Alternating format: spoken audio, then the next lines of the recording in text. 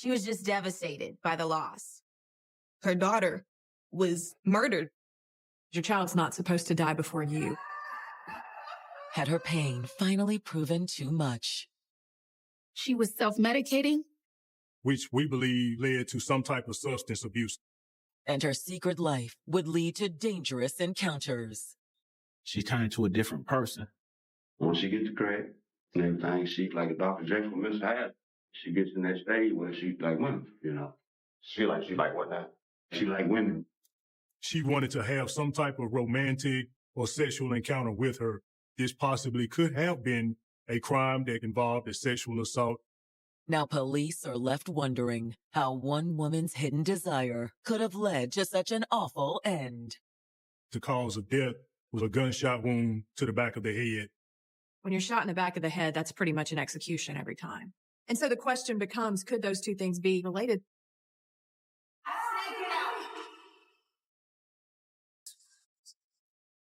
August 27th, 2013. It's a sweltering Tuesday afternoon in Jackson, Mississippi, a deep south city of nearly 175,000. Jackson is the central Mississippi. Of course, we are the capital of the state. Jackson is a very rich place with a lot of culture, a lot of different people of all different races and things like that. But you still had a regular amount of crime in some areas. And you do have the harder areas where you are going to have a lot more crime. All those troubles seem miles away that afternoon as a deacon from a prominent Jackson church walks the church's property on the city's far western fringe. This particular property was kind of out a little bit. It's essentially a church-owned park with a riding and walking trail around a small lake. So the deacon, he maintains the property, and he also collects fishing fees from individuals that they're allowed to fish. But that afternoon, the deacon notices something unusual. There were quite a few buzzards circling over the area on the property. He thought somebody left some trash. Although, as he gets closer, the deacon realizes that it isn't trash the birds are circling. It's a dead body. Oh. He was pretty shocked when he saw something that looks like a body covered in plastic and immediately called 911. This Deacon Roberts, yes, I need the police immediately. Police then contacted the Robbery Homicide Division of Jackson Police Department to respond to the address. When detectives arrive, they find what appears to be the body of an African-American woman. Police arrive and they do ascertain that she's been shot in the head. The body has no ID and is decomposed beyond recognition. We figured that the body had been there at least 5 days. Despite the fact there is no identification on the scene, detectives believe they know the dead woman's name. Based on a recent missing persons report, the victim matches the description of Jackson resident Felicia Spann. 41-year-old Felicia Spann's life had always centered on her two daughters, Felicia and Quintina Miller. Felicia was a single mom raising two daughters basically on her own. It was a struggle, but Felicia never let it get her down. She seemed to be a fun person, an outgoing person. And by 2010, the single mom was looking forward to the next stage in her life. With her daughters almost grown, Felicia could finally start thinking about herself. But that spring, Felicia's life took a horrific turn. Felicia Spann's daughter, Felicia Miller, was killed. Her daughter was in the West Jackson area, which is near a major corridor of the I-20 highway. She is shot and left for dead. She was only 16 years old. Sorry for your loss, Miss Spann. We're going to find out who did this. No. No. What is it, Mama? My baby. Detectives identified her daughter's boyfriend, 18-year-old Jawan Moore, as a suspect. The couple had gotten into an argument earlier that evening. We believe that there may have been more than one individual possibly involved, but ultimately, Jawan Moore was arrested and he was charged with her death. But despite having a suspect in custody, the investigation stalled. We didn't get a lot of information.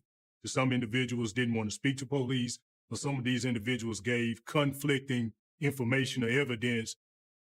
There were just no witnesses or forensic evidence that tied him to the shot that killed his girlfriend.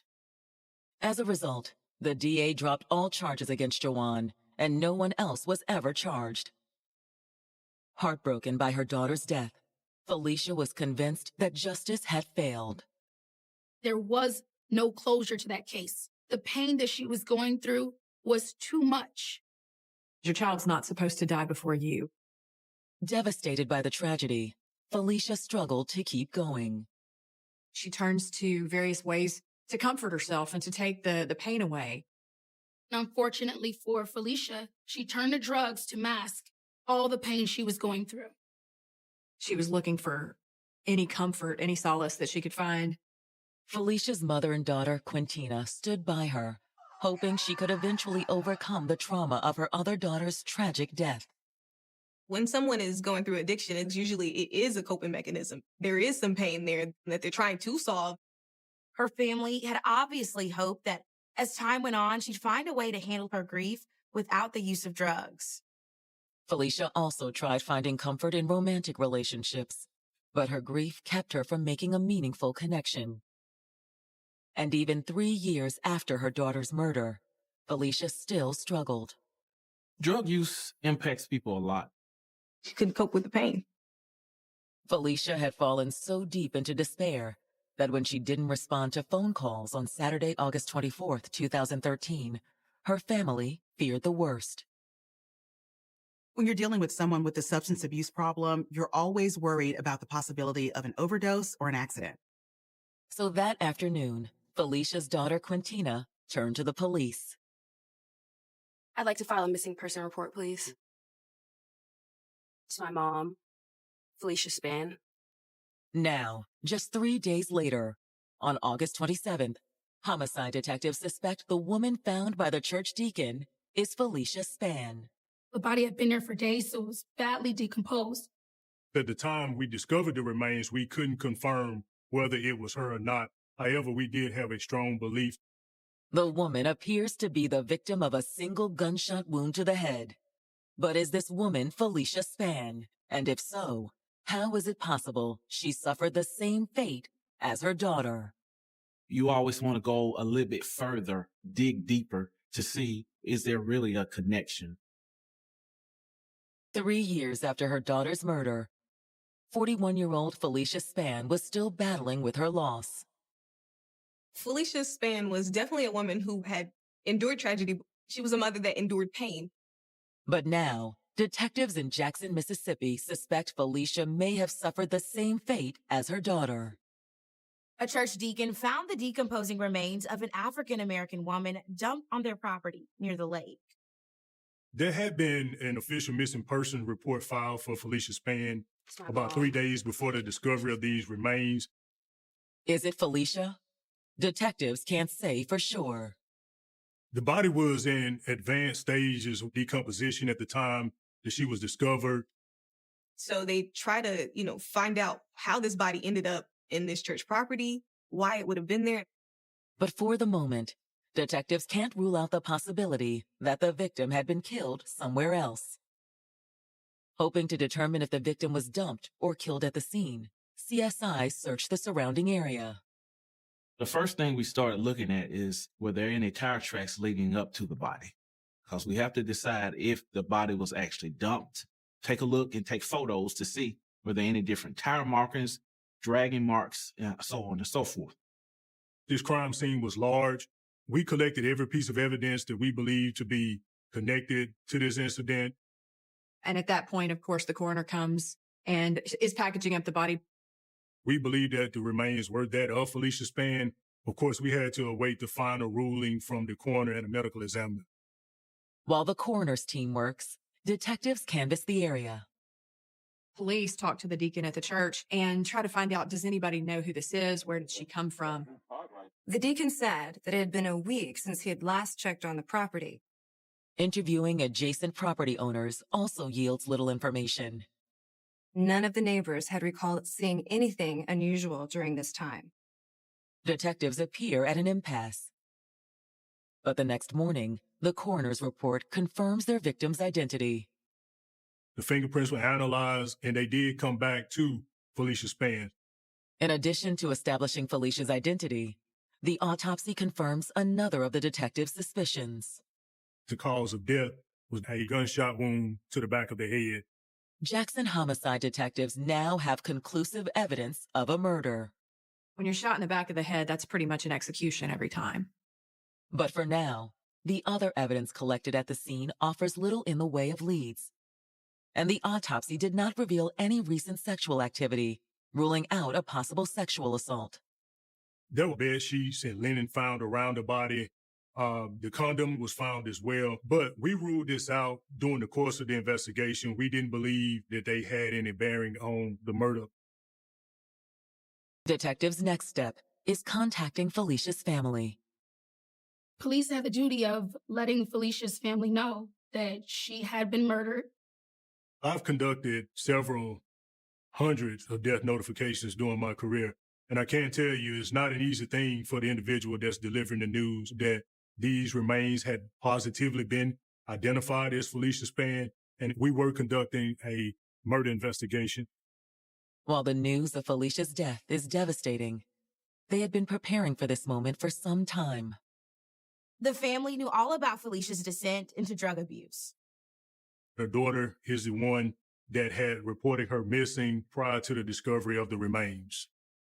But the news that Felicia had been murdered and not overdosed is an unexpected shock. This was double devastation because Felicia had also lost her daughter in a similar fashion. In fact, Felicia's mother and daughter are both too distraught to answer more than a few questions. The mother couldn't give us really too much information other than the last time that they saw him was Friday. They did know that Felicia Spann had gone out with some friends on that Friday night. Detectives arranged to speak with Felicia's daughter more in-depth the next day, once she's had time to recover from her shock. In the meantime, the details of Felicia's murder are strikingly similar to her daughter's, leaving detectives to wonder if the two crimes were connected. Being a homicide detective, you always kind of get that feeling. Her daughter's murder is still an open case, and the killer is out there somewhere. Could the same person who killed Felicia's daughter come after Felicia as well? Detectives need to find out who was the last person to see Felicia alive. But when detectives get a lead on who that is, the investigation will reveal a different side of Felicia Spann. There are parts of herself that she had kept secret from our family. Police in Jackson, Mississippi are investigating the murder of 41-year-old Felicia Spann, found dead in a church-owned recreation area 3 years after the still unsolved murder of her teenage daughter. Her mother then, a few years later, is shot in the head as well. And so the question becomes, could those two things be related? You always want to go a little bit further to see or to dig deeper to see, is there really a connection? After talking to Felicia's family, detectives pull the files on her daughter's murder. Her daughter was killed in the West Jackson area. The daughter's boyfriend, Juwan Moore, who was the original suspect in that case, still lives in the area.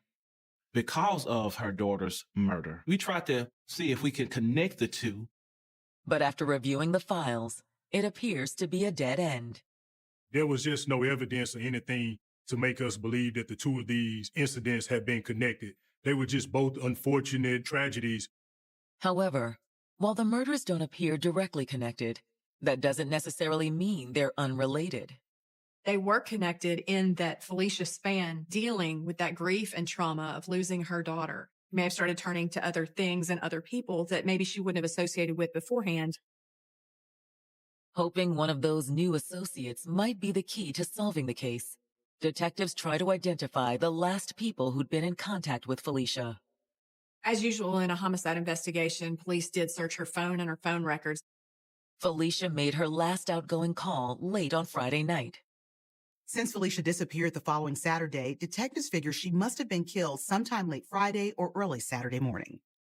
But that final call was only one of multiple calls Felicia had made that evening. Those phone numbers were very important because these are known individuals that Felicia Spann spoke with at the time and prior to her being reported missing. She called the phone numbers back to back to back to back, which led us to believe that she was trying to get somewhere. She was looking for a ride. She may have stayed with friends, and these individuals may have had knowledge of her last known whereabouts. Therefore, we consider them to be key people during the course of the investigation. However, there's one number on the list that won't be easy for detectives to identify. One of those was a burner phone. It was a number that went to a prepaid cell phone. Could that number be connected to the killer? When detectives track the number down, their suspicions deepen. By the time police were able to call it, it had been disconnected. The burner phone appears to be a possible lead, but the priority for detectives is to speak with Felicia's daughter, Quintina, to see if she can shed light on the people Felicia had been in contact with. We end up talking to her daughter to actually get an approximate time she left the house and who did she talk to in reference to where did she go. Felicia's daughter says she'd last spoken to her mother early Friday evening. Did she say anything was wrong? Any problems? No, it was a Friday night. Everything was good. Her mom had been hanging out with some friends. The daughter was able to identify some of the telephone numbers of the individuals that she believed to have been hanging out with as well. Some of those people she would have been better off not knowing. What do you mean? They just weren't good for her. Felicia's daughter explained that her mother had fallen in with a rough crowd in the years after her sister's murder. The death of her daughter took a toll on her over the years and ultimately led to some type of substance abuse. That's why I was so worried when I couldn't get in contact with her. I thought something might have happened to her. Her daughter did give us a wealth of information for us to follow up on, to go back and trace some of the whereabouts, locations, and individuals that Felicia Spann had been affiliated with prior to her being reported missing. Felicia's daughter mentions one person in particular, a man named Jeremy Floyd. Quintina knew Jeremy was friends with her mother, and he even had Quintina's number, but she didn't know if they were intimate or if Felicia had a boyfriend at all. There are parts of herself that she had kept secret from our family. Floyd is one of the people that detectives have already identified from Felicia's phone records. The daughter advised that she had been in contact with Jeremy Floyd. In fact, she says that Jeremy called several times that Saturday, asking about her mom. According to Felicia's daughter, Floyd had even come by her apartment on Sunday. I was wondering if you heard from Felicia. Jeremy No, I Floyd haven't talked to her did yet. seem to portray a suspicious type of behavior. He had been asking several questions to Felicia Spann's daughter, trying to get information from her. It's almost as if he was trying to figure out if Felicia had been reported missing and if the police were looking for her. All Felicia's daughter knows for sure is that Floyd called her again on Tuesday evening. Yeah, he called me right after it was on TV. He asked me if it was my mom. Was Jeremy genuinely concerned about Felicia, or was he worried because he already knew she was dead? Detectives investigating the murder of 41-year-old Felicia Spann have just received what appears to be a promising lead about a man named Jeremy Floyd. Jeremy Floyd called Felicia's daughter after hearing a news report about an unidentified body being found. Detectives were wondering, why would he immediately think it's Felicia, unless he already knew she was dead? We believed at the time that he had a wealth of information or knowledge as it relates to her death. However, finding Jeremy Floyd proves difficult. Detectives left him several messages and went to the address they found for him, but they were unable to reach him. Still hoping to hear back from Floyd, detectives move on to the other names that Felicia's daughter gave them. Felicia had been in close contact with several people that day, and you have to try and figure out who would have seen her last. One of the first people they speak to is a man named Aaron Blake. Aaron tells detectives that he last saw Felicia on Friday night. There was a bunch of people over here, just talking and having a few drinks, but Felicia, she didn't stay very late. They were all having a good time, hanging out, and Felicia wanted to have maybe a little bit more fun. They don't know where she was going, but they know she wanted to leave. She wanted to leave about 7 o'clock that evening. She did try to get one of them to take her somewhere. She also made several phone calls. She was on her phone trying to get somebody to come pick her up. Blake's story fits with what detectives already knew from Felicia's phone records. Do you remember her talking to somebody named Jeremy Floyd? No, I don't remember him. There's only one name that Blake remembers, one detectives haven't heard before. I know she called a dude named Donovan. Could Donovan be the person with the suspicious burner phone? Aaron doesn't know. All he can tell detectives for sure is that Felicia never found the ride she was looking for. When she couldn't get anybody to pick her up, she, set out on foot. Blake says he has no idea where Felicia was heading. To detectives, it's clear there are multiple men in Felicia's life, but so far, none of them seems to be romantically connected to her. But finally, they track down one of the men, who they hope can answer the question of what happened to Felicia Spann. The following morning, detectives finally heard back from Jeremy Floyd, who agreed to come in for questioning. Once Floyd sits down with detectives, he claims that he has nothing to hide. He admitted that he called Felicia's daughter and had gone by her house, but it was only because he was worried about Felicia. So why are you so worried about Felicia? Because I tried calling her. I didn't hear back from her. Jeremy says that they typically spoke almost every day, and that Felicia depended on him for rides, but that they were friends and nothing more. He would pick her up and they would go places and different drug houses and things like that. Is that where you went Friday night? We didn't go anywhere. We just drove around. Jeremy claims that while they were driving around, Felicia was on the phone trying to meet up with someone else. Do you know his name? No. She just said to drop her off and that she'd have somebody pick her up later. Where did you drop her off? He was able to direct them to a home on Tennessee Street. Tennessee Street is a high crime area in Jackson, a real hotspot for drug and gang activity. Is Jeremy telling detectives the whole story? With no evidence tying him to Felicia's murder, they decide to follow the lead he's given them. When detectives visit the address on Tennessee Street, Jeremy's story appears to check out. It did turn out that this was a drug house. If this house is where Jeremy dropped off Felicia, then this explains why he would be worried about her and might suspect the body on the news was Felicia. But tracking Felicia to a drug house may make finding her killer that much harder.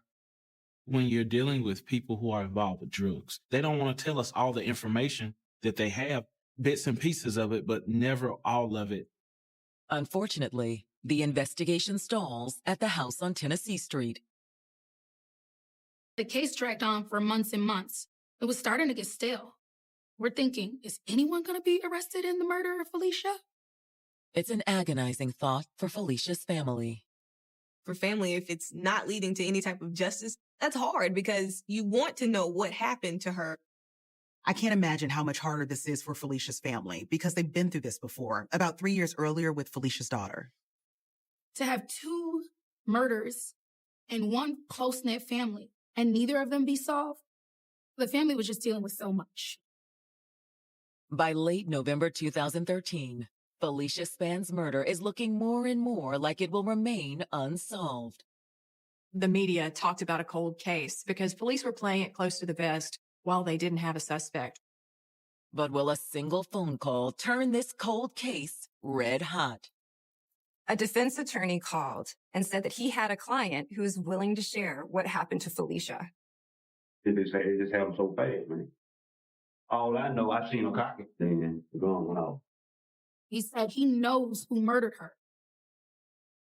3 months after a church deacon discovered Felicia Spann murdered on the outskirts of Jackson, Mississippi, detectives investigating the murder fear the case is going cold. This incident happened in August. We didn't get a break on the investigation until November. The break comes on November 26th. The defense attorney comes forward and says, I've got a client who says that he witnessed a murder. If you guys will give him immunity, we would be glad for him to tell you what he saw. The offer puts detectives in a bind. People are reluctant to talk to police, so we have to get information any way we can. But they were also dealing with a murder, and since he was asking for immunity, it sounded like their informant could be involved. The police come back and say, we can't promise that. You've got to go ahead and tell us what you know. Despite refusing to offer upfront immunity, the attorney arranges for his client to come in for an interview. The man is 48-year-old Donovan Walker, a name that's already been brought up in the investigation once. I know she called a dude named Donovan. Once in the interrogation room, he tells the investigators that he was a friend of Felicia Spann. They had done drugs together, and they had, at some point, had an intimate relationship. Although Donovan says it was drugs that brought Felicia to his place late on the Friday night that she disappeared. She made a call and told me she was at my back door. Donovan Walker lives there on Tennessee Street and was able to confirm to the police that that burner phone was his. She was trying to get rid of some marijuana. Donovan tells police that he let Felicia come inside to make a drug trade. He says the only other person in the house was his girlfriend, 34-year-old Hanifa Muhammad. According to Donovan, Hanifa was in the living room, hanging out when Felicia arrived. Donovan says that while he and Felicia worked out a deal for the marijuana, Hanifa excused herself to the bedroom. I had a piece of dope, and I swapped the crack for the marijuana. And she hit the crack, sitting right there. Donovan says that was when the trouble started. Donovan said every time Felicia would get high, her personality would change. Donovan expressed to us that whenever she used drugs, that she would get kind of out of her mind a little bit. She gets in that stage, it's like a Dr. Jekyll and Mr. Hyde. According to Donovan, that may have explained what Felicia supposedly did next. She went in there to the bedroom where my girl was laying down asleep. Once she gets the crack and everything, she like women, She like what now? She like women, Everybody know that. Donovan said when Felicia would get high, their inhibitions were lower. He said that Felicia Spann had made some kind of a sexual advance toward Hanifa Muhammad. She went and slapped my girl on the head in a sexual manner, I guess. At least that's what Hanifa thought Felicia was doing. And Hanifa became enraged. I run in, and my girl had jumped up. Well, I get out. What's going on? That's it. I said, well, you got to go. Donovan says that while he and Felicia argued, Hanifa decided to escalate the standoff. She went and got a gun. She said she was going to scare her out, but she wouldn't come back. But according to Donovan, things didn't go exactly as Hanifa intended. She was going to shoot in the air and make it tell don't come back yet no more. But when she went up with the gun like this, the gun went off. The gun went off and shot Felicia in the back of the head. Donovan claims Felicia had been killed instantly. Once she had died, the two of them had to figure out what to do. I said, we need to call the police. She said, no, what, you going to snitch on me? I said, snitch on you? This girl's dead. I didn't bring her in this house. You did. She said, what you need to do is help me dispose of this body. Being that they're in a relationship, he says that he followed her orders. What happened after that? We moved the body. He helped Muhammad wrap Spann's body up in plastic, and they took it out to the church and dumped it. Donovan also claims that after they left Felicia on the church grounds, he got rid of the gun. He threw the murder weapon in an open field. We were unsuccessful in locating the weapon at that time. Even without the murder weapon, the police and prosecutors are convinced they have a solid case. Based on information that he gave us, we believe that to be enough evidence to secure a warrant for him for the charge of murder. The prosecutor figured it was the first step towards leveraging a deal with Donovan. Plead guilty to a lesser charge in return for a testimony against Hanifa Muhammad. But first, the case against Donovan will have to go before the grand jury. The district attorneys and detectives presented all the evidence they had before a jury and tried to secure a charge against Mr. Walker.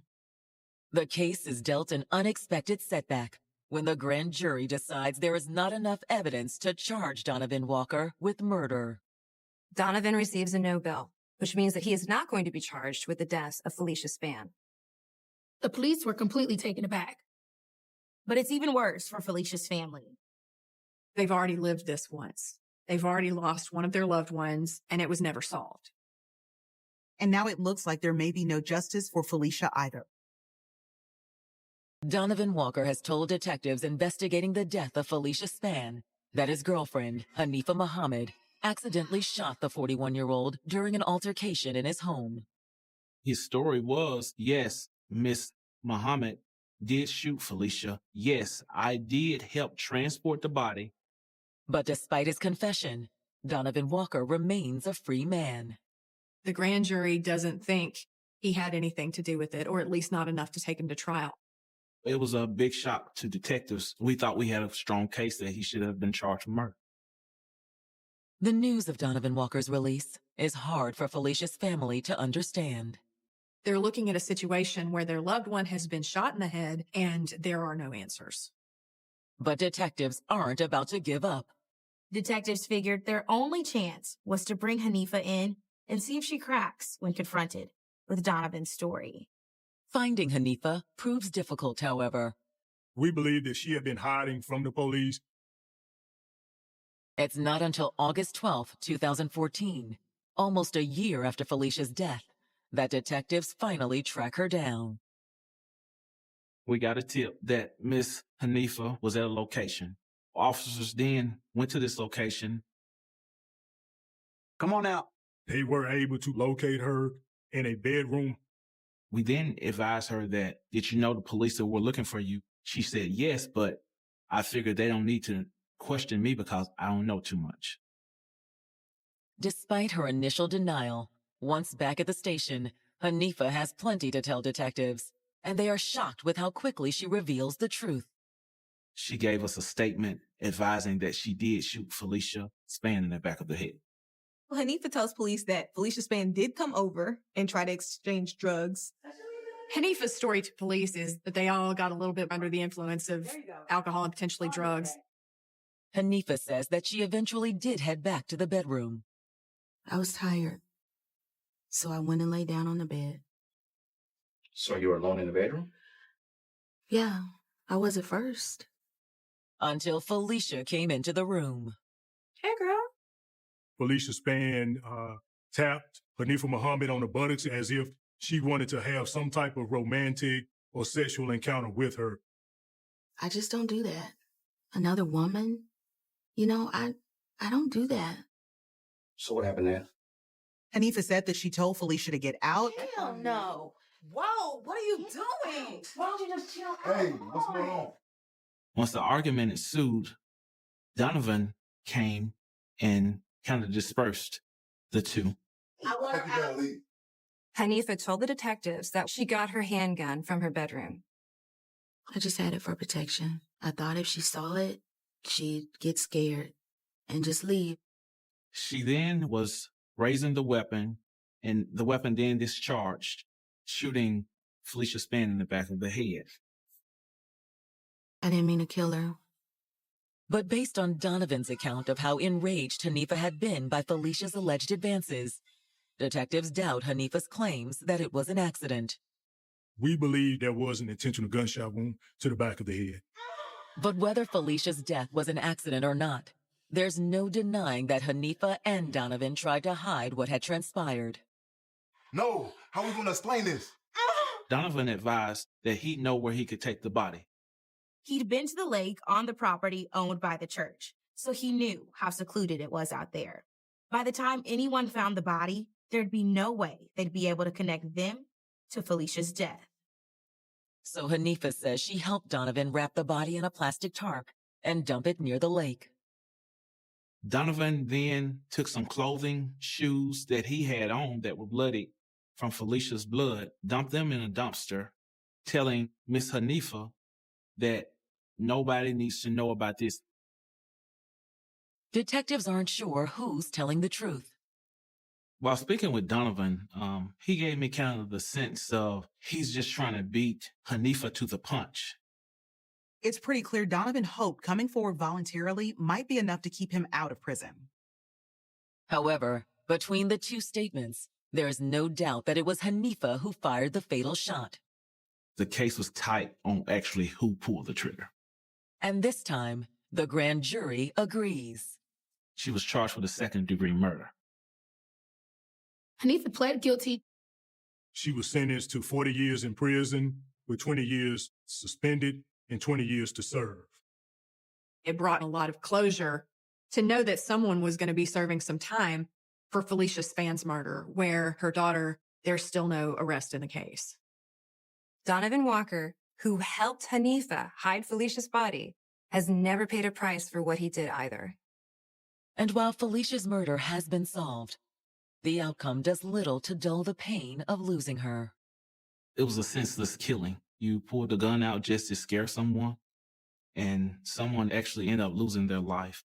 And it's just senseless. Losing your daughter in that manner and then dying the same way makes it to me even more of a tragedy. If you or a loved one are struggling with substance abuse or mental health issues, there is help available. Call the Substance Abuse and Mental Health Services Administration at 1-800-662-HELP.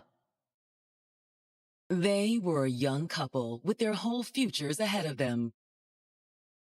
She was very good in school, very smart. He was a star basketball player. He was her first real boyfriend. She was on cloud 9. But then she vanished.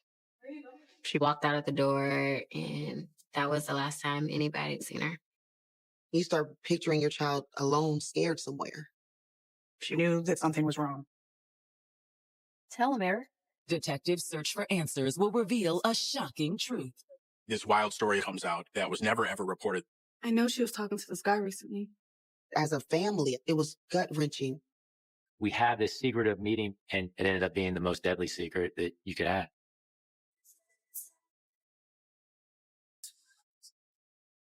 January 12th, 2018. It's a chilly Friday afternoon in Fairfax County, Virginia, a sprawling bedroom community just south of the nation's capital. It's a pretty big county, something like 500 square miles, 1.5 million people. It's suburbia. Lots of single-family homes, townhomes, condos, things like that. Just a place to raise families. At the home of one Fairfax family, 16-year-old twins, Jolie and Jeanne Moussa, are just arriving home from school. They lived with their dad, and their mom lived in Texas at the time. Their father was out of town, and both girls were supposed to be spending the night at their friends' houses. Jolie was supposed to spend a night at her friend Leslie's house, and Jeanne was supposed to spend a night at her friend Sophia's house. Before their respective sleepovers, the girls spend time preparing for their night out with friends. Okay. What do you think of this? It's pretty. I like it. They were doing what teenagers do. They were talking, they were gossiping. But to her sister, Jolie seems preoccupied. She was distracted by her phone. Hello? Jolie? Sorry. Her sister's not really sure who she's talking to, but she's answering messages. And you said you like the star, right? Then, after several minutes of texting back and forth, Jolie's phone suddenly rings. Hello? All right, I'm coming.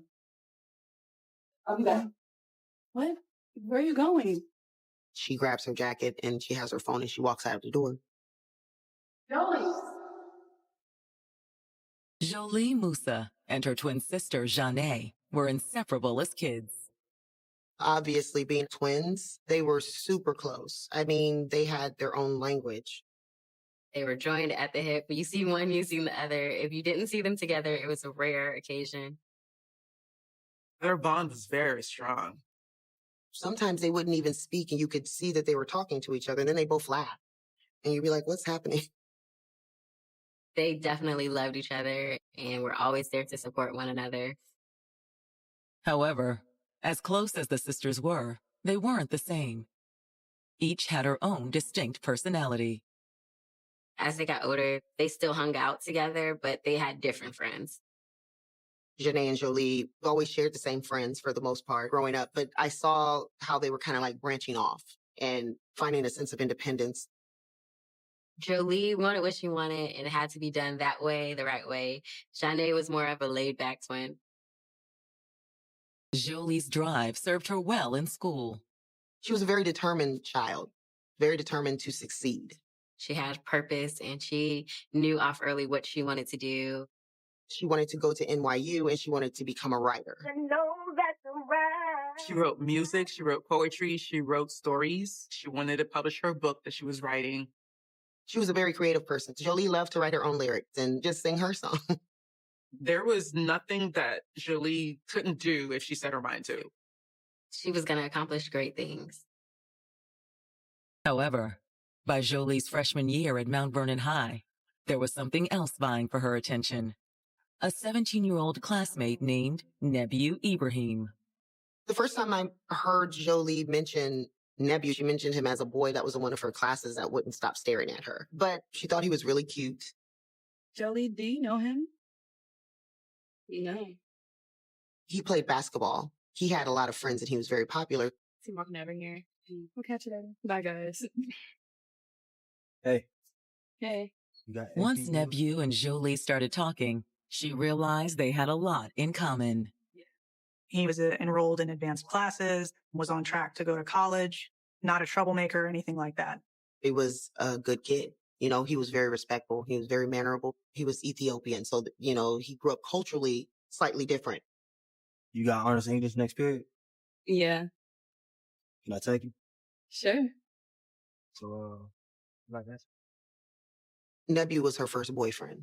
She had crushes on guys, but, before in middle school and stuff. But when Jolie first started dating Nebu, she was on cloud 9. She was always happy. Everything is butterflies and rainbows. He provided her with a little extra attention, made her feel special. She just really loved him and she felt she could talk to him about anything. She was happy. Everything was great. But now, hours before their planned sleepovers, Jolie has rushed out the door with little explanation. Half and half. Jolie was doing her hair and playing on her phone. In the middle of doing Janae's hair, Jolie said, "I'll be right back." I'll be back, okay? And she grabs her jacket. Where are you going? She gets a phone call and then she gets up and leaves the house. Jolie didn't come back, though. Her sister isn't initially alarmed. There was a plan for her to go to a friend's house and spend the night. So when she doesn't come back, I think initially the thought is, hey, she probably went to a friend's house. But Jolie's sister will soon have reason to worry. Later on that evening, she received a text from Jolie saying, "I'm going to go to a party down in Norfolk." Norfolk was 3 hours away. It was near Old Dominion University. It didn't make sense. That's not what Jolie would do. For her to just get in the car with whomever and just go out of town. They definitely believe that she's been taken against her will in some way, shape, or form. They do not believe in any way that she just walked away and didn't come back.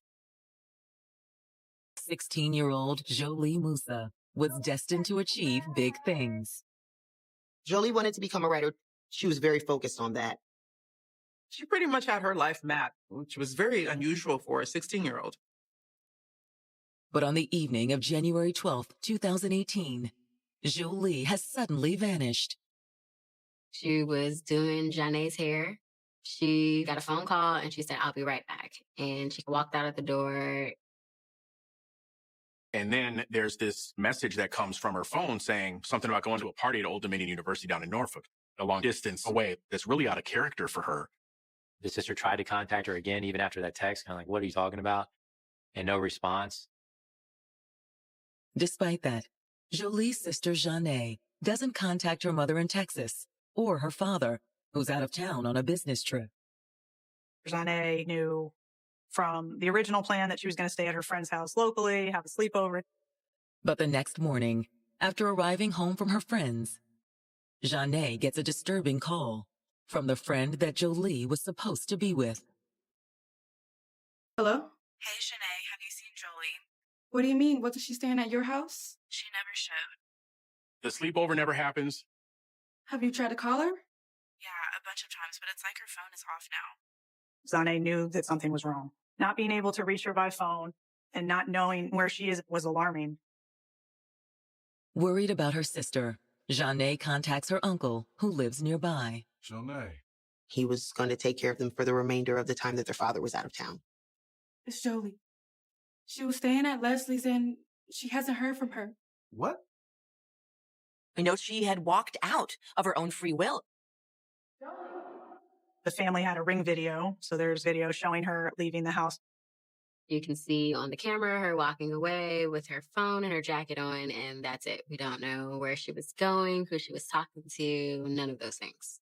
And that really starts the panic buttons that morning because now they realize, okay, she's been gone for actually quite a long time and we have no idea where she is. Once Jolie's sister fills her uncle in on what's happened, he reaches out to the twins' mother in Texas. Hello? What do you mean she's missing? I was scared because it was so out of character for her to just drop off the face of the earth. Understandably, Jolie's mother couldn't help but to fear the worst at that point. She's 16. She's beautiful. She leaves of her own free will. We don't know who she's talking to or what happened before that. At the time, there were a lot of young Black ladies that were being taken. You know, human trafficking, sex trafficking. People think it doesn't happen, but it does. So that's definitely a fear that something could have happened to her, that she could have left and someone could have trafficked her. I've seen it happen before, and I've interviewed mothers who've lost their kids. Desperate to find their daughter, both of Jolie's parents rushed to try to get back to Virginia. Her father had to get a flight from California, and I had to get a flight from Texas. While Jolie's parents anxiously await their flights, they do what little they can to aid in finding her. They put every effort into trying to find her, calling people. My first thought was, let's get her face out there. I was emailing news outlets with all of her information so that people know how she looks. So if they see her, they can, report it. That was like my main concern. Janae and her uncle also go to the Fairfax County Police Station to file a missing persons report. The family reports her last whereabouts, how she left the house, her phone number. We knew what she was wearing and we knew the exact time she left the house. So we wanted to make sure that we gave that information. Not that the detective taking the report seems all that concerned. They thought she was a runaway. Let's give some time. She might come back on her own. It was very frustrating, to say the least. Look, man, you don't understand. She's just 16. She wouldn't just run away. She came from a very solid family. She had a good life, a really good life. I'm going to call her mother. She'll tell you the exact same thing I just did. When police reach Jolie's mother, who's still waiting at home for her flight, she's adamant that her daughter is in danger. A runaway? The police were telling me that she was a runaway, and I couldn't shake that my child would have not done this. There's no reason to leave. My daughter? No way. She was happy. Run from what? Or was it possible Jolie's mother was asking the wrong question? Rather than what Jolie was running from, maybe it was more of a question of who she was running with. Is she dating anyone? Everybody looks to the boyfriend. That's the first thing that you do.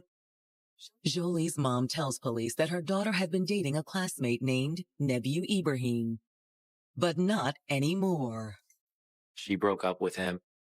And the reason for the breakup added new urgency to the investigation. I told him that Nebu put his hands on my child. Stop, Nebu! Police in Fairfax County, Virginia, have just learned that missing teen Jolie Musa recently broke up with her boyfriend, Nebu Ibrahim. I told police about Nebu when we were filing the report. Jolie broke up with her boyfriend a few months ago, and it was bad. According to Jolie's mother, her daughter broke up with Nebu in September, not long after the start of her sophomore year. And shortly after the breakup, the two had a heated encounter. At that time, Jolie and Nebu were going to the same school. On her way home, she encountered Nebu, who was waiting for her. Hey, we need to talk. I don't want to. He wouldn't take no for an answer. Not until you talk to me. Stop, Nebu! He confronted her, and during the course of the argument, he got physical. She ends up on the ground, lying on her back. Nebu jumped on her and started to hit her. Stop, Nebu! He ended up slapping her in the face. Jolie's screams attracted the attention of a man nearby. Hey, leave me. Get your hands off her. Nebu left. Police were called and talked to Jolie about what had happened. 911 emergency. Hey, I think I just witnessed an assault. I heard about it first from her father that same day. And when he told me, I felt extremely angry. I am very much a mother bear. So I was upset. I wanted to get on a plane and go at that moment. The family pressed charges, leading to Nebu's arrest for assault. He goes to the juvenile court and he pled guilty to the assault, and he was sentenced to perform 20 hours of community service, to undergo a mental health evaluation and follow any recommended treatment, and that he needed to complete an anger management program. He's given a chance of having everything off his record if he's of good behavior for a year and has no contact with Jolie. And that was important to the family, no contact. Because we had a stay away order, that would mean that he would have to leave their school. He was sent to another alternative school in Fairfax. Do you think they're staying away from each other? Knowing that she was a teenager, he's a teenager, they might have been sneaking out to see each other. Jolie's mother is adamant that isn't the case. I had just asked her, and she was like, no. There was no contact of any kind. And now that she's missing, I don't know anymore. Based on what they've learned from Jolie's mother, detectives pay a visit to the missing teen's ex-boyfriend. Due to their past history, police went to talk to him. It's literally just, hey, let's go talk to the boyfriend and see if he's seen her, see if he has any information that might help us figure out where she is. However, Nebu has little information for the detectives. You been in contact with Miss Jolie? No, sir. He's saying that he hasn't talked to her in quite some time, that he had gotten in trouble and he had been told to stay away from her, and he hasn't seen her. He hasn't talked to her. You have any idea where she is? I have no idea. He never really wavered. Unwilling to take Nebu at his word, given his history with Jolie, detectives ask if they can search his cell phone. But there was no indication that he had been in contact with her, not on the afternoon she disappeared or any time before that. Detectives and a CSI tech also perform a quick search of his residence. And that was a dead end. There was nothing that came from that. Nebu an apparent dead end. The next morning, detectives circle back to Jolie's parents, who are now both in Virginia. Is there anyone else you think we look into? I can't think of anybody. Jolie didn't have enemies. But Jolie's sister Jeanne does say that there is someone else the detective should talk to. I know she was talking to this guy recently. Do you have a name on it? I only know his first name. Her sister said, I remember just being around her and, she would be texting and the person was named Gio. Have you ever met him before? No. What else did she tell you about him? Not much. I didn't want to be nosy. They were really close, but they had to give each other a little bit of space. But now detectives wonder, could the mysterious Gio be the key to finding Jolie? If the last relationship she's in is this Gio person, that was something that had to be followed up on. We were trying to find out who this individual was.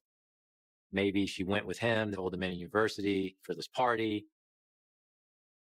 48 hours after Jolie Musa disappeared, detectives searching for the missing teen have a new lead. I know she was talking to this guy recently. I only know his first name. Her family and friends bring up the name Gio. According to her sister, Gio was a boy Jolie had been trading texts with recently. This person has contact with Jolie, so we need to get in touch with this individual to find out if he knows anything. Hoping to learn more, detectives subpoena Jolie's phone records. Does she have a contact named Gio? Who does she talk to all the time? Then, while waiting for Jolie's cell provider to respond, detectives reach out to the FBI and the National Center for Missing and Exploited Children. They're chasing every possibility. Any, criminal activity that's happened recently where someone's been abducted and investigating a missing juvenile. And then trying to use that information to find her alive. That's the hope. With each passing day, Fairfax police become increasingly concerned for Jolie's safety. There were some pretty big red flags. From the day that she goes missing, her social media pages go dormant, which is very, very odd for any teenage girl. She hasn't instituted any communication back to her family. She hasn't voluntarily come home. Still, Jolie's family remains steadfast in their commitment to find her. We were canvassing areas with flyers and just going out and talking to people throughout the area. We were just going crazy, basically, trying to figure out where she could possibly be. I had no intentions on stopping it. I was hoping against hope until I hear otherwise. And when detectives receive Jolie's phone records a few days later, They finally have what appears to be a solid clue. One of the last phone calls, it's an unknown number. When detectives look up the number, they learn that it belongs to a 13-year-old boy named Eric Brand. Later that afternoon, detectives contact Eric's parents and ask them to bring him in for an interview. I want to talk to you about the phone call you made to this girl. Because shortly thereafter, she went missing. I don't even know what you're talking about. He was terrified. He was terrified. I don't even know who this girl is. How do you explain her number in your phone? Eric says that on the Friday afternoon before Jolie disappeared, he'd been hanging out in a nearby park. He said an older boy approached him and asked him for a favor. All I did was let this guy borrow my phone. He had seen him before, so he was okay lending him his phone. Do you know his name? No. What do he look like? Strong guy. Scary looking. The description doesn't match Nebu. But could it be Gio? The detectives didn't even know what this Gio guy looked like. Whoever he was, Eric is able to confirm that the older boy did meet up with a girl. Did you see the girl? Yeah, I saw her. What did she look like? Pretty, light skinned, older than me. He described what she was wearing, and that matched the description of what Jolie was wearing when she left the house. His story gives detectives what appears to be a solid lead. Whoever this older kid was, he seemed to have been the last person with Jolie before her disappearance. Is he the mysterious Gio, or could he be someone else? The General Investigation Section did some extensive interviews of anybody that they could track down, meaning friends and family members, trying to get as much information as possible. But detectives soon hit a wall. The more we look into Gio, the more it just seems like there is no Gio. We can't find anything that would indicate that this Gio is a real person. However, while talking to Jolie's friends, detectives do find a young woman named Elena Merritt. And what she tells them will turn the case upside down. This wild story comes out that was never ever reported to the police. According to Elena, Nebu and Jolie had never really stopped communicating. Nebu has been in contact with her through social media, through third parties. Jolie had even told Elena that Nebu blamed her for his transfer to the alternative school. To him, it was a big deal. It was a very big deal. He's really angry about not being able to hang out with his friends and play basketball. So in early December, according to Elena, Jolie agreed to meet with Nebu to try to talk things out.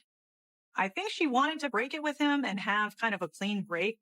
But things hadn't gone as Jolie planned.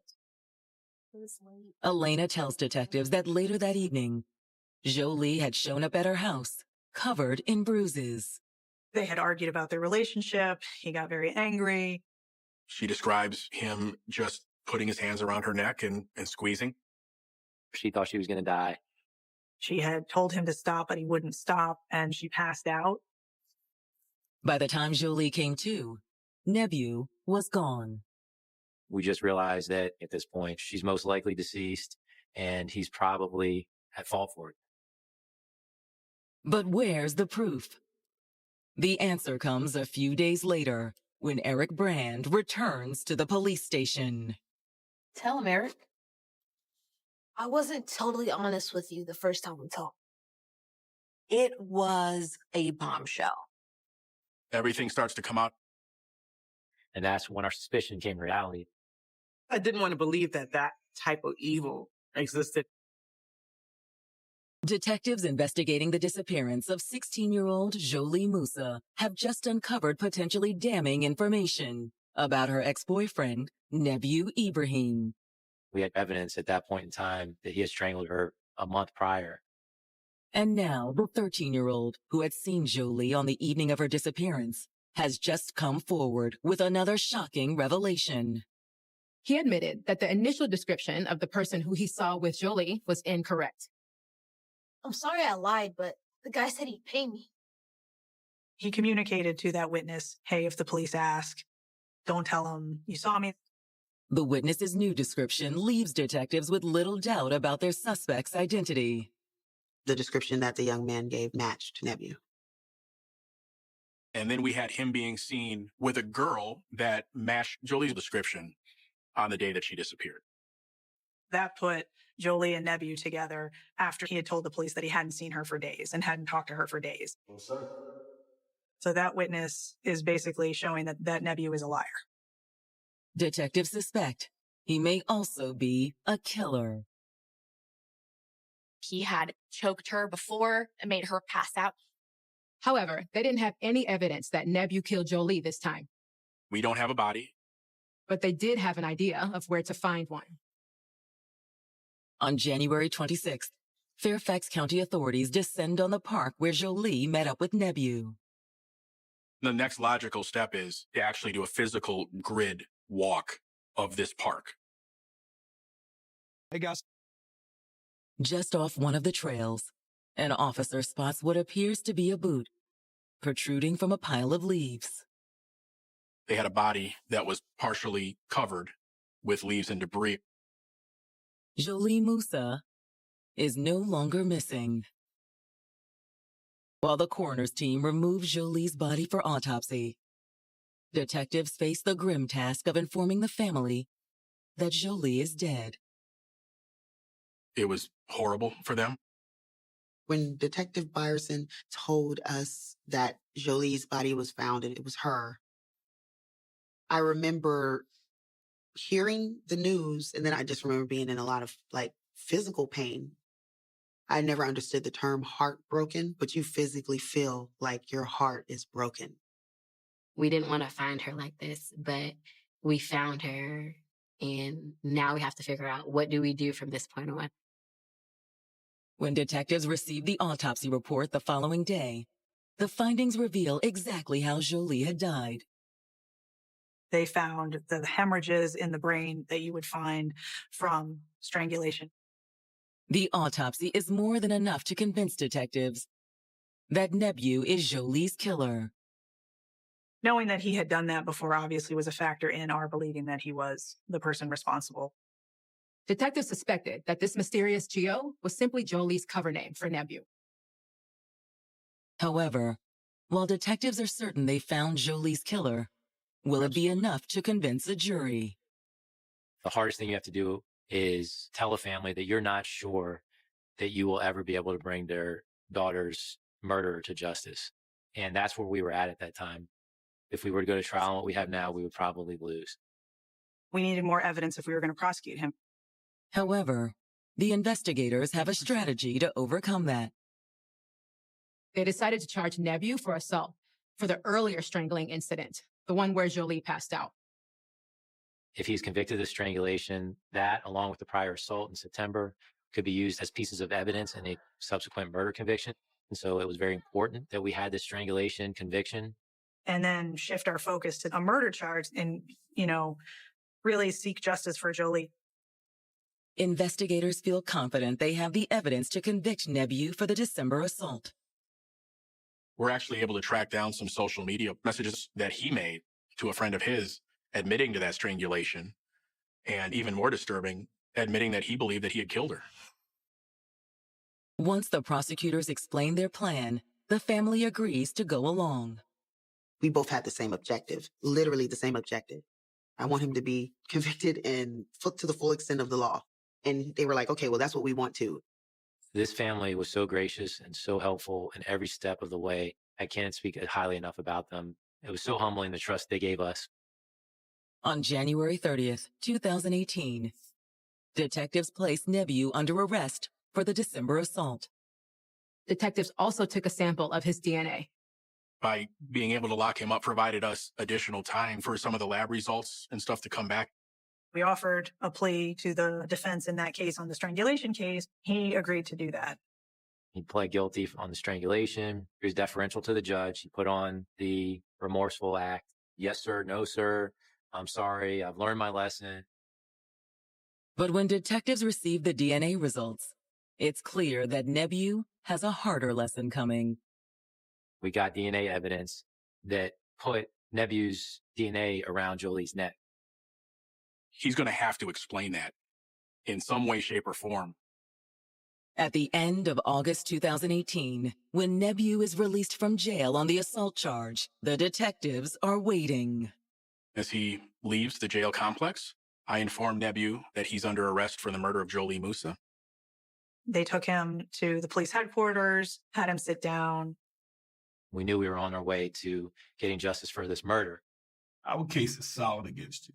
They advised him of his Miranda rights, made it clear, you don't have to talk to me. And Nebu immediately was like, okay, I want to talk to you. All right. So let me tell you what really happened.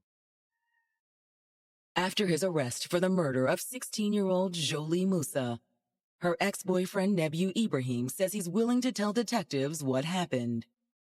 All right, I'm going to tell you what happened. For a homicide detective, that's gold. You want to have that confession. I wasn't sure. Nebu begins by admitting that he had been in contact with Jolie on the Friday that she disappeared. He goes to this park area. He approaches someone that he knows from around the neighborhood, and he uses that person's phone to call Jolie and to contact Jolie to get her to come out to meet him. What did you expect to happen? Really wasn't sure, but I know it was going to get bad. Filtered that through the context of having previously choked her to the point of passing out. So I believe to this day that he embarked on this mission to kill her, that he knew exactly how bad it would get, as evidenced by the fact that he leaves his phone at home. Whether he intended to kill Jolie or not, Nebu admits that when they met up in the park, things did become heated. The argument itself got, by his own description, very loud. He blames her for his life getting turned upside down. He's extremely angry about this. You ruined my life. I can't go out with my friends. I can't play basketball. He blamed her for the things in his life not going as he planned them. His anger just built in him for months on end, and he refused to take responsibility for his own actions. Whose fault is that? Yo! It's just shocking to me that he had no self-awareness, that he just chose to kind of go down the path of blaming others for his woes. He was mad that she was just going to walk away from him and continue her life. Because they were no longer at the same school, I think he had a lot of suspicion that she was seeing other guys at Mount Vernon. He was a very jealous individual, very controlling. I think control was important to him. And plus, I know you out here being a... I'm not seeing anybody. We're done. Nebu says that when Jolie stormed off, his anger boiled over. That puts him into a rage. He gets so angry, puts her in MMA-style chokehold. He gives us a rough time estimate of maybe a minute or two that he holds this. He had every opportunity to stop. But Nebu kept going. He lays her down on her back on the trail, that he straddles her, so he's literally sitting on top of her. And then he shows us how he takes both of his hands and puts them around her neck and squeezes and continues to strangle her. He's over her at one point, looking down at her face as he's doing this. Strangulation is a very intimate form of murder. Did you ever consider stopping? Yeah. But I kept going anyway. He describes this with no emotion, no remorse. He proceeds to end her life and literally take her last breath from her. And if this can't get any more horrible, he then describes a third strangulation where he picks up her lifeless body, scoots behind her, and puts her back in that original MMA-type chokehold for an even longer time. After that, I knew I had to get rid of the body. He describes picking up her lifeless body to move her off the trail. He covered her with leaves so that she wouldn't be discovered.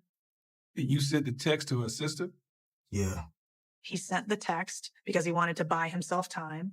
Then he tossed Jolie's phone in a pond that was nearby his house. Once his confession is over, prosecutors charge Nebu with first-degree murder. First-degree murder is premeditated murder, and his statement lent itself to first-degree murder. He said he knew he could stop, and he didn't, and he said he was going to end it. If that's not premeditation, I don't know what the definition of it is. Once Nebu's booked back into the Fairfax County Jail, detectives inform Jolie's family that her killer has been caught. When I got the phone call stating that he had confessed, I remember crying, just like profusely. I mean, like, I think I may have even hollered a little bit. There was like a weight that lifted up off my shoulders. While Jolie's family breathes a sigh of relief, the walls close in around Nebu.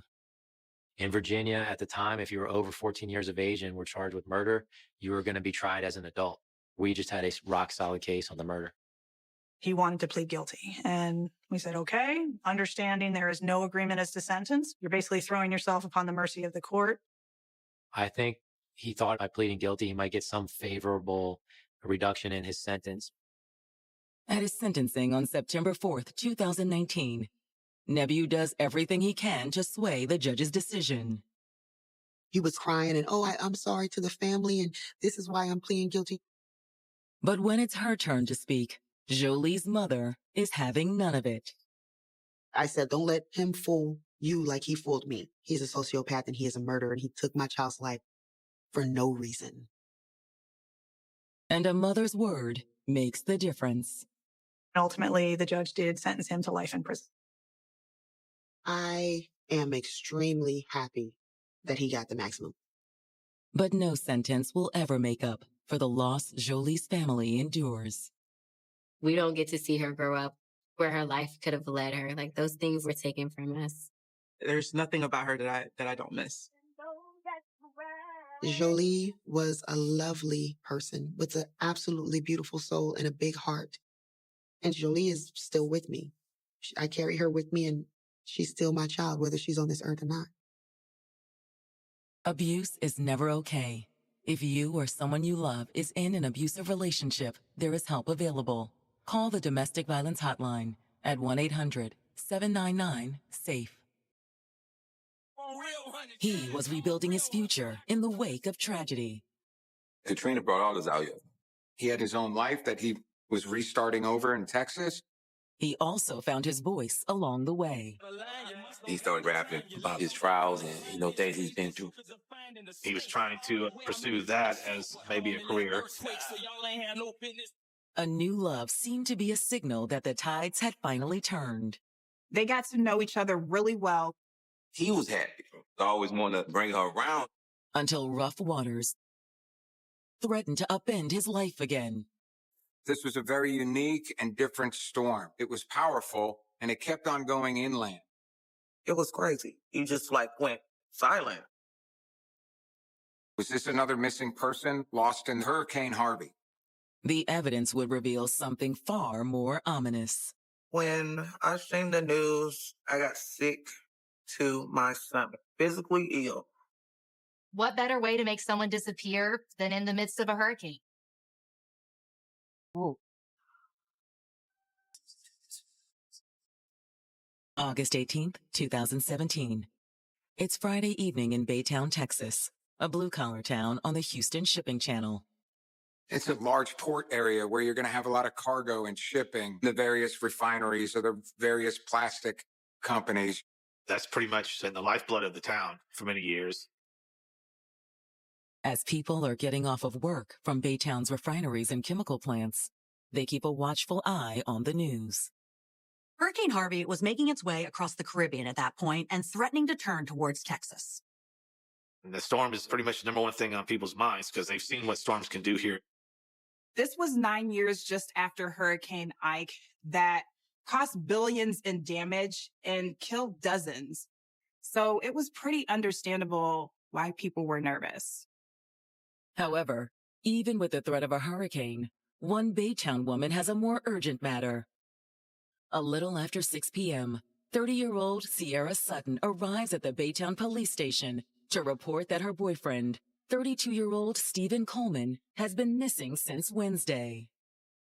It was a little past 7 p.m. when he left, and he was only supposed to be gone for a little while. She said he just got up and walked out the door, and she said that was the last time she saw him. He was supposed to meet his daughter that night. Have you talked to her, the daughter? I called her mother, but they haven't seen her. Sierra said she also called several of Stephen's friends who hadn't heard from him either. Sierra claims that it's unlike Stephen to not be in touch with his friends and family. I knew something wasn't right with Stephen when I didn't hear from him. because we would talk all the time. If he home, he gonna call me. Something just didn't add up. Get it? I understand. Louisiana native Stephen Coleman had come to Texas in 2005, blown there by a different storm. When Hurricane Katrina hit the New Orleans area, it was devastating. And Stephen, he was one of over 200,000 people who fled Louisiana and then settled in Houston, Texas. Most of the people fleeing Katrina landed in the Houston area with little money and spent years struggling to rebuild their lives. Stephen was no exception. He needed to make some money. He needed a couple of dollars in his pocket because he was trying to get somewhere to stay. He was looking for a job. The problem was he had a few strikes against him. Stephen had grown up in one of the toughest areas in New Orleans and had gotten into some trouble. He went to jail for like just being in the streets. He had a few minor offenses on his record, like misdemeanor drug possession and carrying a handgun without a license. But Stephen refused to let his past define him. He had a great heart, great sense of humor. He was just a good person. Here's a guy who maybe had a little bit of a past. He's trying to turn it around, trying to look for a better future like we all do. After months of struggling, Stephen managed to find a place for himself in Baytown, a bustling suburb of Houston. Baytown is right on the coast of Galveston Bay. It's about half an hour from downtown Houston, and it's got big business in oil refining and steel manufacturing. He worked at a chemical plant, and he was a hard worker. The more he got into it, the better he got. Like, he was seeing his capabilities. So he went from the rookie to the supervisor. However, for all Stephen's dedication and success at his job, music was his true passion. And this one right here, epic. He had made this rap CD and was trying to pursue that as maybe a career. Stephen loved his music. He was really good at his craft. His music was like a way to express a lot of stuff that we were going through. Got 100 hustles. Let me show you how I can hit the block broke and get $1 million right now, right? Got 100 hustles. It was so realistic. It was raw. He was gifted. Like, people would tell him, man, hey, man, this song, man, listen to this song, bro. And, you know, it had me feeling like this. It made me believe, and it gave me hope. Raw, real, and full of hope, Stephen was a rising star in both the Houston rap scene and back home in New Orleans. He had a lot of fans from Facebook and stuff like that. One of those fans was Sierra Sutton. Been playing on Facebook one day. He got a friend request. So the friend request was Sierra. At the time, Sierra lived in New Orleans. Stephen and Sierra knew each other. They knew each other from Louisiana. But the relationship really grew when they connected on social media. So he ended up going down there. They do their thing. She left it, and she came here. Sierra didn't come to Baytown alone, however. She also brought her 10-year-old daughter. There you go. She had a daughter. And he had a daughter. Stephen's daughter was about the same age as Sierra's, but he had a complicated relationship with the little girl's mother. So he went out of his way to be there for Sierra's daughter. Once in Baytown, Sierra and Stephen started building their life together. She went the extra mile for him, help him, support him, kind of take some of the pressure off him. And with Sierra by his side, Stephen could focus on taking his musical career to the next level. He wanted to get his music out more. He wanted to do a bunch of shows. He wanted to try to sign to a label. But this rising star has now faded from view. In mid-August of 2017, Sierra Sutton claims Stephen has been missing for the last 2 days. He was only supposed to be gone for a little while. And with an impending disaster approaching off the coast of Baytown, his girlfriend believes something worse may have already happened to Stephen. I'm afraid it's because of some of the things that he used to be into. What do you mean by that? What kind of things? Some of the people he used to run with, they were trouble. In the summer of 2017, with his #1 fan Sierra Sutton at his side, and his rap career on the rise, it looked as if there were no limits for Stephen Coleman. He was always in a good space. Every day he woke up with something on his mind. Every day he's setting goals, different plans. He was really good at what he did. But he also worked as well. So he was rapping and working. If it wasn't at work, he was at the studio. But now, Sierra has just gone to the police and reported that she hasn't seen or heard from Steven in 48 hours. She goes to the cops and says she's missing. They take her statements and get all the information from her. According to Sierra, with Hurricane Harvey fast approaching, Steven had left their apartment on Wednesday night to check on his daughter from a previous relationship. She lives with her mama, Do you know the mother's name? Kimberly Wiley. Him and his baby mom, they started talking to each other, and they had got back cool, and, he started going over. Kimberly and Steven's daughter had moved to the Houston area as well after Katrina. So this was perfect for Steven to be able to see his daughter on a regular basis. He was trying to be there and help with the daughter. But that Wednesday night, Steven never showed up to see his daughter. How you know that? Because I asked her. Kimberly, correct? Yeah, I called her when I couldn't get a hold of Steven. Exes are often considered persons of interest, so detectives were suspicious of Kimberly. However, Sierra offers up a different possibility. In the missing person report that Sierra filed, she volunteers some theories that Steven went back to his old ways and he was back amongst a rough crowd. Some of the people he used to run around with, they were trouble. Is he doing anything illegal now? Not that I know of. With Sierra offering little in the way of names, detectives can hardly start to investigate anyone specific. But Sierra does reveal one clue that indicates something nefarious may have happened to Steven. What makes you think that? Both his cars are still in the parking lot. He was a car person. He had 2 cars. He had just gotten a new Jaguar. He loved that car. That right there raised red flags. Why would he just walk off somewhere without even taking his vehicle? He just loved his car. He did not want to leave his car behind. This dude don't even want to ride with me in my car to go to the corner store. I'm just really worried about him. I get it. I understand. We'll do everything we can, ma'am. Once they finish filling out the missing persons report, detectives issue a be on the lookout for Steven. We cannot just put everything on hold just because there's a hurricane coming. They also do a background check on Steven, but find nothing to indicate he was associating with criminals, nor that he was a hardened criminal. There were a few minor charges in his past, but there was nothing recent. He was not somebody who looked for trouble. He did not seem like a bad guy at all. With his background an apparent dead end, detectives subpoena his cell phone and financial records. They started to check his bank accounts, and they started to kind of backtrack. Any activity on Steven's debit and credit cards would have left a trail that detectives could trace. While waiting to hear back from Steven's bank and cell phone provider, detectives pay a visit to the apartment complex he and Sierra call home. The initial canvas showed his cars are there. Detectives didn't find any trace of blood or anything around the cars to indicate foul play. Canvassing the apartment complex also fails to produce any leads. They had a recent picture of Steven with a missing persons flyer.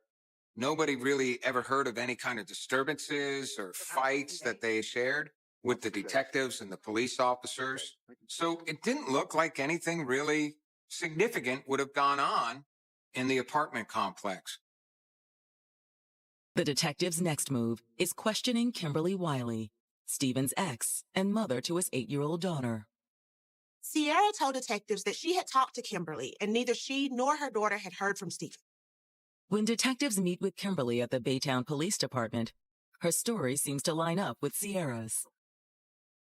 Kimberly, when was the last time you spoke to Steven? Monday afternoon. But you were supposed to see him on Wednesday. Is that right? That was the plan. He was supposed to come by to see our daughter. Kimberly told them the same thing Sierra did, that Steven was supposed to come see his daughter on Wednesday night. However, Kimberly claims that once Wednesday rolled around, she never heard from Steven, so she made other plans. What were you doing? I was with a friend. To detectives, Kimberly's answers seem evasive. Could she be denying seeing Steven on Wednesday because something more sinister had happened? Thank you for coming in. Her story was a little unconvincing, but detectives weren't even sure if anything had happened to Stephen at this point. They really needed his phone records to give them some sort of lead. Later that afternoon, detectives received Stephen's phone records, and it appears Kimberly is telling the truth. Stephen hadn't even called her on Wednesday. However, there is one final outgoing call on Stephen's records that could give them a new suspect. Who was the last person that we know Stephen spoke to? A woman named Rose. Rose Lawrence? Yes.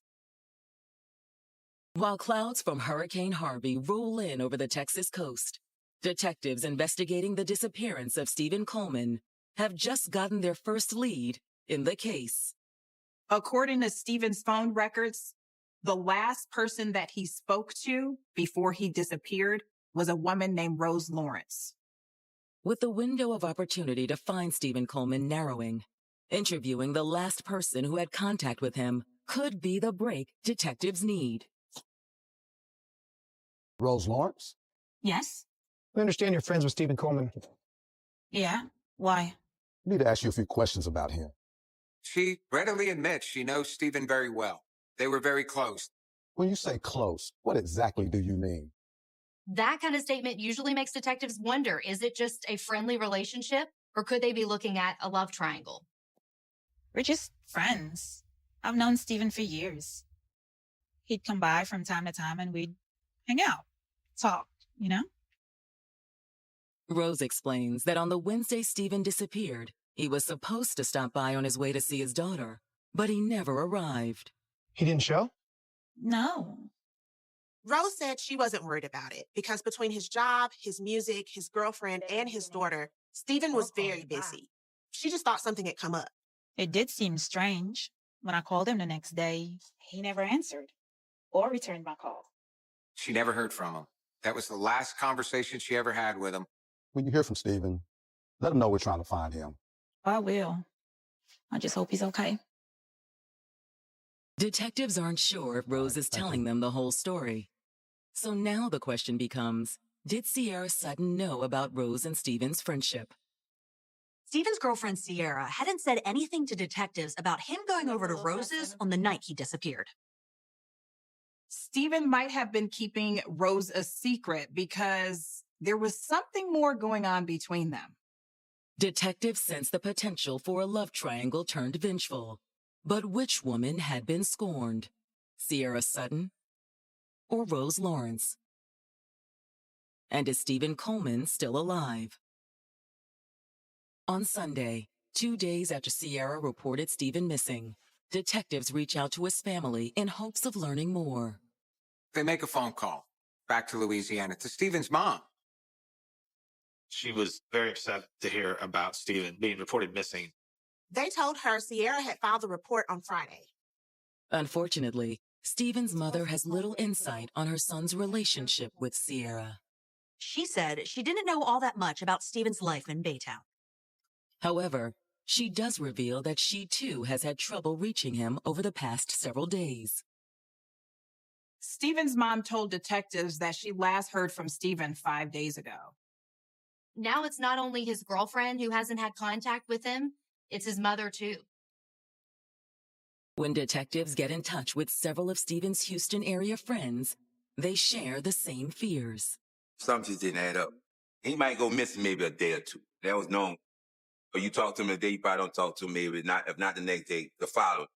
Asked if Stephen has any enemies, his friends claim the answer is unequivocally no. People would look up to him. He was a very giving person and didn't mind helping others. He's definitely a guy that you will want in your life. He'll uplift you and he'll never let you down. However, Stephen's friends also admit that he wasn't perfect, and they reveal some details about him that lend credence to detectives' earlier suspicions. He did have a penchant for having a lot of women. Stephen's friends told police that he was never really satisfied with having just one girlfriend. According to his friends, Stephen's refusal to stay monogamous eventually led to issues with Sierra. Apparently, Sierra has suspected him of sleeping around. She definitely got jealous. According to Stephen's friends, Not only was Stephen seeing other women, he talked about ending his relationship with Sierra. He just didn't feel that he wanted to be with her anymore. And so he was going to break up with her. However, while Stephen had no intention of settling down, he wasn't about to put Sierra on the street. It was a difficult situation for him to try to get Sierra out because, number one, she had a daughter. And she didn't have nowhere to go. She had nobody there. Does the impending breakup suggest that Sierra had something to do with Stephen's disappearance? It's certainly a good motive to make somebody disappear. Or was there some other explanation for why no one's heard from Stephen Coleman? In an investigation, if you leave one stone unturned, well, that's going to be the stone that you should have looked at. And on August 22nd, detectives will get their answer. 4 days after Stephen disappeared, some workers at the county landfill were burying the day's haul when something unusual happened. It's a landfill. Heaps and mounds of garbage, the smell, the stench in the air. But it's not just the stench of garbage that's in the air. Oh! What is it that they see? The torso of a human body. On August 22nd, 4 days after Stephen Coleman's girlfriend, Sierra Sutton, reported him missing, workers at a landfill just outside of Baytown, Texas, have just made a gruesome discovery. As they were pushing dirt over the garbage, they saw what appeared to be a dismembered body. The only thing they found was the torso. They find nothing else. Oh, well, y'all good. Hey, call 911. When detectives investigating Stephen Coleman's disappearance receive information that a black male has been found, they immediately make their way to the scene. But there is nothing to help identify the body on site. It's just a portion of a body. There's no head. There's no way to identify really who it is. It was also not really clear to detectives how the man died. Detectives are looking at this decomposing torso. It's been dismembered. It's been mutilated. Have the remains of Stephen Coleman been found? But there is a science to landfills. As the coroner's crew removes the torso for autopsy and identity testing, detectives wait for confirmation before informing Stephen's family in New Orleans. For a family that is already concerned about a loved one being missing, to have to go inform a family that their loved one is dead, that is emotional enough. But then to have to, on top of that, say, here's the condition we found your loved one in, to have to go tell the family that is just horrific. But when the gruesome discovery makes the local news, family and friends of Stephen Coleman fear the worst. When I seen the news, I got sick to my stomach. Physically ill. I could not believe what I just saw on TV. It was just crazy. And everyone that knows him pretty much felt the same thing. I was hoping that what they found wasn't him. You know, I was hoping that he was just hiding somewhere, ducked off somebody, doing his thing.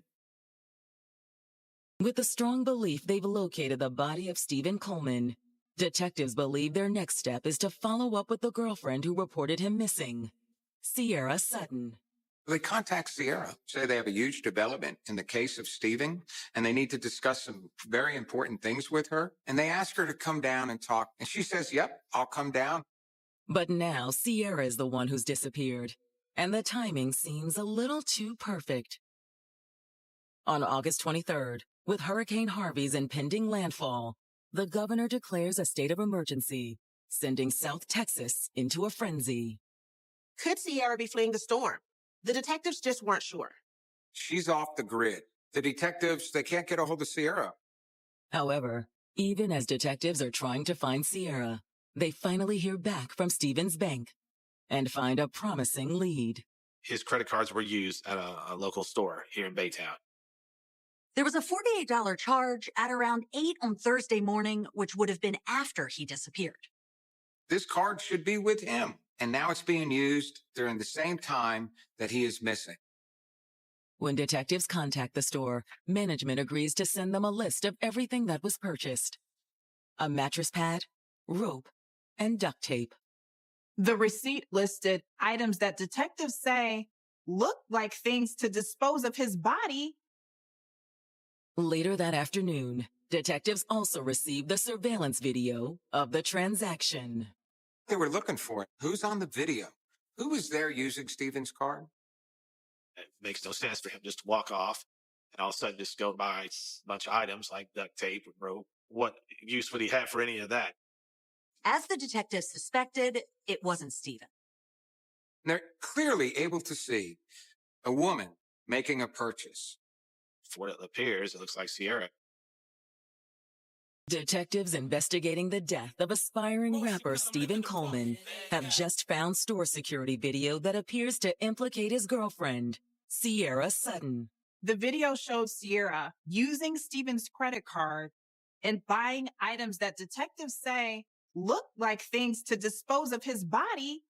There was receipts on this as well, and this is after, of course, he disappeared. Detectives have been trying to get in touch with Sierra, but with Hurricane Harvey approaching rapidly, they have been unable to reach her. It's been all over the news that police believe they found Stephen's dismembered remains in a local landfill. There was also this possibility that Sierra had left town, at least temporarily, until things calmed down. There were a lot of people who sought shelter elsewhere. With Sierra in the wind, detectives get a warrant to search the apartment she shared with Stephen. The store video and the remains from the landfill were enough to give them probable cause. They have a torso. There's got to be some kind of evidence somewhere. Sierra Sutton, Baytown Police. Baytown Police. They got that search warrant.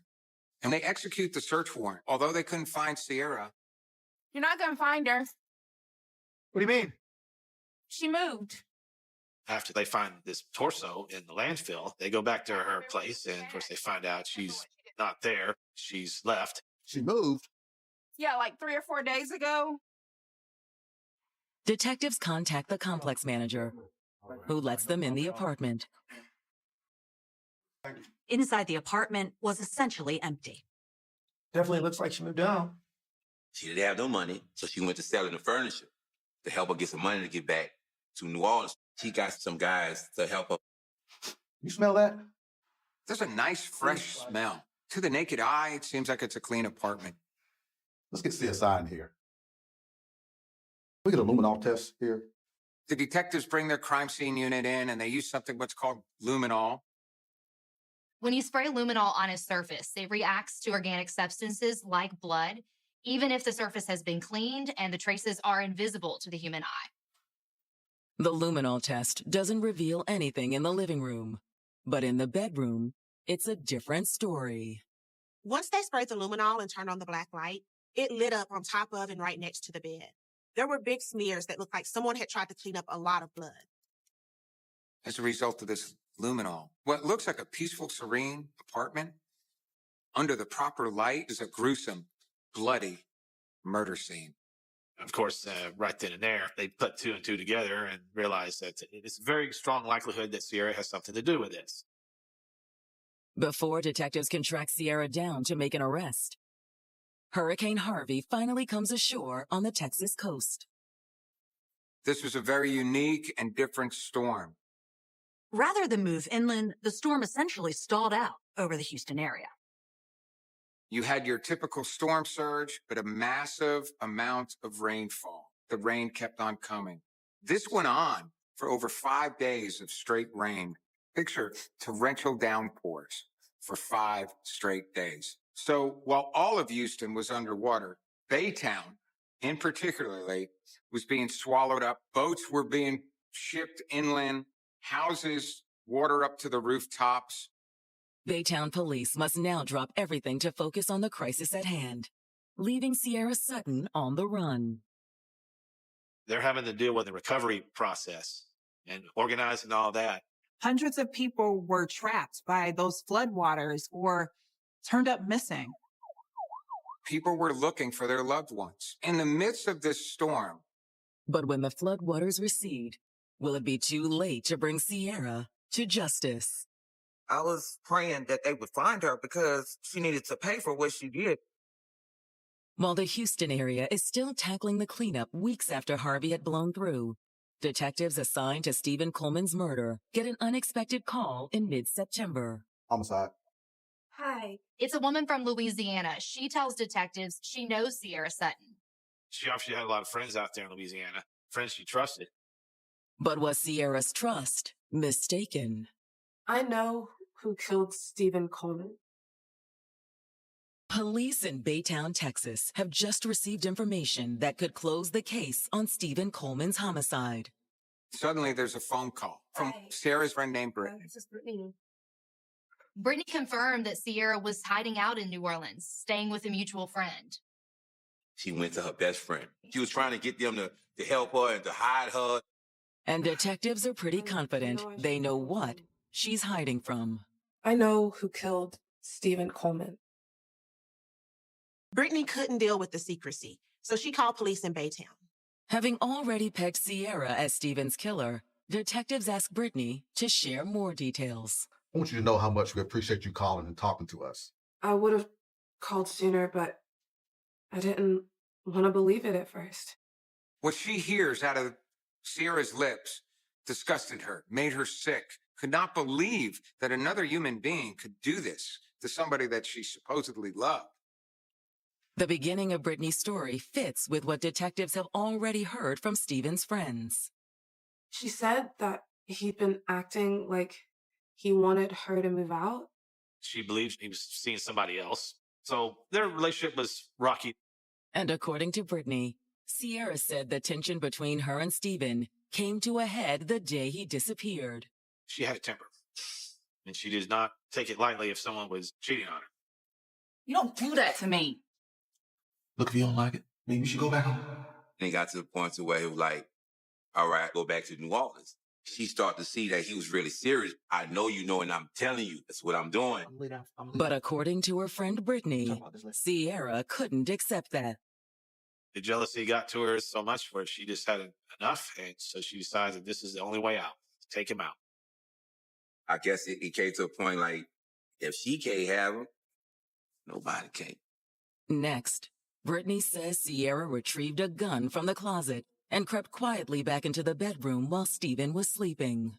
There was no argument, no fear for her own safety, nothing like that. Stephen was peacefully sleeping. She shot him in the head. Brittany said she was already shocked by the information Sierra told her. But what Sierra said next disgusted her to her core. Sierra realizes she's too weak to carry the body. So she reasons that there's only one way that she can get rid of the body, and that is to get a machete. She told me she just chopped him up. She chops off the head, cuts off the arms. She cuts off the legs. Sierra told Brittany it took her all night to dismember Stephen. When this went on, Sierra's own child is in the next room. Early the next morning, she went to the store and bought supplies. She bought duct tape, rope, and garbage bags to wrap up the body. Thank you. Then she quietly disposed of the evidence. She decided to wrap each piece up, put it in the car, and drive around Baytown to different dumpsters. They get picked up, they get brought to the landfill, and ultimately that is where the torso's found. After cleaning up the apartment and disposing of the body, Sierra takes one final step. How may we help you? She did go to the police and report Stephen missing, which obviously was a tactic to try to throw people off for what she had done. But now the detectives know everything. Why Sierra would tell her friends this? Maybe it was something that did get out her conscience somewhat, but she just had to tell somebody. She really thought that they was going to help, but she really scared them. Thank you. Brittany's able to share other people who may possibly know about what took place. And so all these people were contacted, and all of them readily came forward. Coupled with the evidence detectives already have, it's more than enough for an arrest warrant. Then, with the help of local police, detectives took Sierra into custody at a relative's house in suburban New Orleans. When detectives bring Sierra back to Texas and get her into an interrogation room, she refuses to admit that she's done anything wrong. I told you already what I No, you're not going to be honest with us, and you're going to stay with that lame story. That's fine. That's up to you. You're still charged, and you don't have anything else to. Sierra at one point even claimed that it was strange men who came into the apartment and killed Stephen, and that they had threatened to hurt her too if she snitched. And they told me to go into the bathroom and shut the door. And I heard a gunshot. And they told me to leave and to make up something, basically, to say that they weren't there. And basically, I did what I was told because I was scared. I didn't know what else to do. I was in fear for my life. But no matter what Sierra says, the evidence against her is more than enough to charge her with Stephen's murder.